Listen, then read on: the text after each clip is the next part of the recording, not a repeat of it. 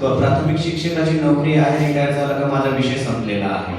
तर माझ्या मुलांसाठी काय, आता तर नोकऱ्या पण नाहीये, तर त्यासाठी आम्ही जास्त डिसिजन घेतला. आणि आयुष्यामध्ये खरंच पैसा येतोय, पण तो ते समाधान नाही नव्हता. ते पैसा येत होता तर कर्ज त्याच्या दुप्पट करून ठेवलेलं होतं. कारण माणूस काय करतो, जसे अर्निंग त्याच्या दुप्पट तो डोक्यावर. म्हणजे आमचं घर नाहीये, ते SBI बँकेच आहे.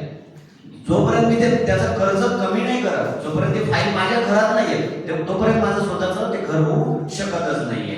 म्हणून एक डिसिजन आम्ही घेतला वर्ल्ड टूर साठी, लिगसीसाठी. एक दुसरी गोष्ट आहे पॅसिव्ह इन्कम. तर पॅसिव्ह इन्कम जे असं आहे जिथे तुम्ही नसताना पैसा येतो. तर हे इन्कम आम्ही खरं तर तुम्हाला जेव्हा मी ऐकलं सर पहिल्यांदा तुमच्यासोबत जे मीट झाली माझी, तुम्ही काही जे शब्द त्यावेळेला वापरले ते माझ्या काळजाला भिडले. आणि जे पुस्तक तुम्ही मला वाचायला दिलं, म्हणजे असं म्हणतात पुस्तक वाचलं तर मस्तक सुधारतं, हे मला नक्की तिथं त्यावेळेला प्रकर्षाने जाणवलं. आणि ते पुस्तक वाचल्यावर त्याच्यातल्या काही गोष्टी मला समजून आल्या की मी करतो काय आहे, करायला काय पाहिजे. आणि माझी अवस्था आज जी आहे ती माझ्यामुळं आहे, पण मी ती बदलू शकतो. हे तुमचे वाक्य लागले आणि मला खरंच त्यानंतर आम्ही दोघांनी डिसिजन घेतला की नोकरी करता करता, विशेष म्हणजे हे आहे की आपण पार्ट टाइम मध्ये करू शकतोय, आपल्या वेळेनुसार करू शकतोय, हे जाणवलं. त्याच्यानंतर मी जास्त सरांना ऐकलं, कविता पवार सर आणि सुनील पवार सर, की एक क्लासरूम ऑफिसर ह्या बिझनेस मध्ये का आले, हे माझे प्रश्न होते.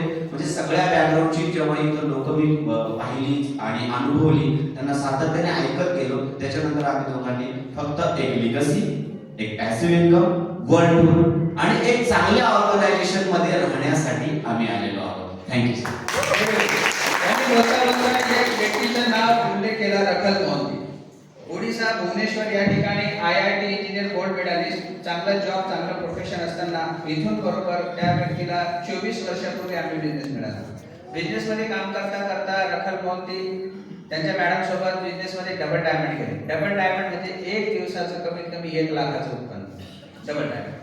आणि कोरोनाच्या काळामध्ये त्यांची डेथ झाली. आपल्याला माहिती आहे भारतामध्ये आपण 5-6 लाख लोक गमावले कोरोनाच्या काळामध्ये, त्यापैकी रखल मोहंती एक होते. आणि जसे ते झाले ना, जसं आपल्या प्रॉपर्टीला वारस लागतात ना मुलं, है ना, तसंच त्यांच्या बिझनेसला वारस त्यांची मुलगी लागली. आणि मुलीने तोपर्यंत बिझनेस नव्हता केला, पण बापाने लिगसीमध्ये केलेल्या बिझनेसचं जे त्यांना जेव्हा मिळालं ना, तर त्या मुलीची सुरुवात दिवसाच्या 1 लाख रुपये उत्पन्नापासून झाली.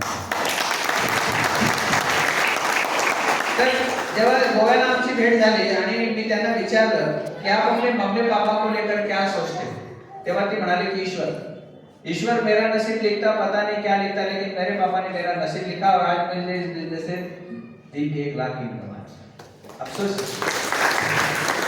आणि वडिलांच्या नंतर जो बिझनेस भेटला मुलीला, मुलीने त्या बिझनेसला डबल डायमंडचा फाउंडर डबल डायमंड घेऊन गेला. आपण डोळे बंद केले याचा अर्थ असा नाही की दिवस उगवला नाही. जे आपल्याला माहिती आहे तेच वास्तव आहे असं भ्रमात जर तुम्ही असाल तर आपण आपल्याच आयुष्याचा खेळ खंडोबा करतोय. लक्षात घ्या. त्याच्यामुळे प्रत्येकाने डोळे उघडे ठेवून वास्तव बघितलंच पाहिजे. पण आपण जनरल काय करतो, इकडच्या तिकडच्या लोकांचे ऐकून गप्पा डोळ्यासमोर ठेवतो आणि निर्णय घेतो. याला आत्मघात म्हणतात. तुम्हीच तुमचा घात करता. हे चालू आहे तुमच्या शिवाय. भारतामध्ये सुद्धा याला 27 वर्ष झालेली आहे. लक्षात आलं तुमच्या?